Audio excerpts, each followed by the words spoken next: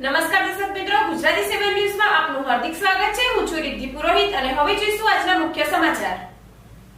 પાદરા તાલુકાના કોંગ્રેસ સમિતિ દ્વારા તાત્કાલિક ખેડૂતોને વળતર મળે એવી રજૂઆત મામલતદારને આવેદનપત્ર આપવામાં આવ્યું હતું।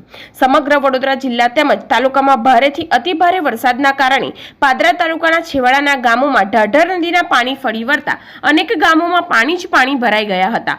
ખૂબ મોટા પ્રમાણમાં નુકસાનીનો સામનો કરવો પડ્યો છે। ત્યારે પાદરા કોંગ્રેસ સમિતિ દ્વારા મામલતદારને આવેદનપત્ર આપીને રજૂઆત કરી કે સરકાર સુધી વાત પહોંચાડીને ખેડૂતોને યોગ્ય વળતર મળે એવી વ્યવસ્થા કરવામાં આવી, જેમાં મુખ્ય પાદરા તાલુકાના પૂર્વ ધારાસભ્ય અને વડોદરા જિલ્લા કોંગ્રેસ સમિતિના પ્રમુખ શ્રી જસપાલસિંહ પડિયાર તથા વડોદરા જિલ્લા પંચાયત સભ્ય શ્રી અર્જુનસિંહ પડિયાર, વિરોધ પક્ષના નેતા હાર્દિક પટેલ, પાદરા તાલુકાના કોંગ્રેસ સમિતિના પ્રમુખ રણછોડભાઈ પરમાર ચોકારી, જિલ્લા પંચાયત પૂર્વ સભ્ય નટવરસિંહ પડિયાર કોંગ્રેસ સમિતિ દ્વારા મામલતદારને આવેદનપત્ર આપી રજૂઆત કરી।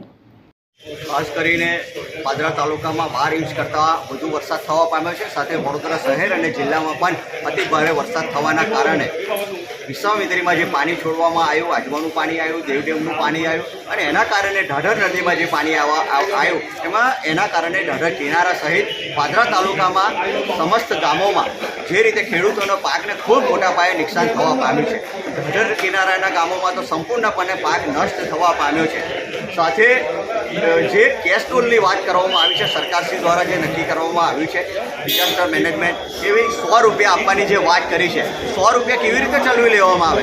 એક પરિવારમાં 2 કે 4 જણા હોય તો એને કેટલા પૈસા મળે? કેવી રીતે ચાલવામાં આવે? 100 રૂપિયા આજે કયા જેમ આમ વાત કરવામાં આવે છે વિકાસની, ડબલ એન્જિન ને ટ્રિપલ એન્જિનની વાત કરવામાં આવે છે, વિકાસના નામે મત માગવાની વાતો કરવામાં આવે છે, પરંતુ સાચો અર્થમાં જોવા જઈએ તો કઈ જગ્યાએ વિકાસ?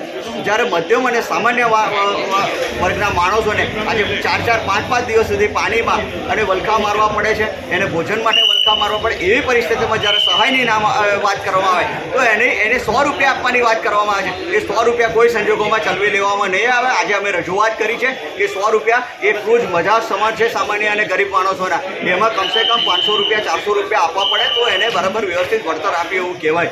સાથે જે ઘર વખરી તમામપણે જે ઘરોમાં પાણી પાછી જવા પામ્યા છે, જેના કારણે ઘર વખરીમાં ખૂબ મોટા પાયાને નુકસાન થવા પામ્યું છે, એમાં પણ 2500 રૂપિયા નક્કી કરવામાં આવ્યા છે।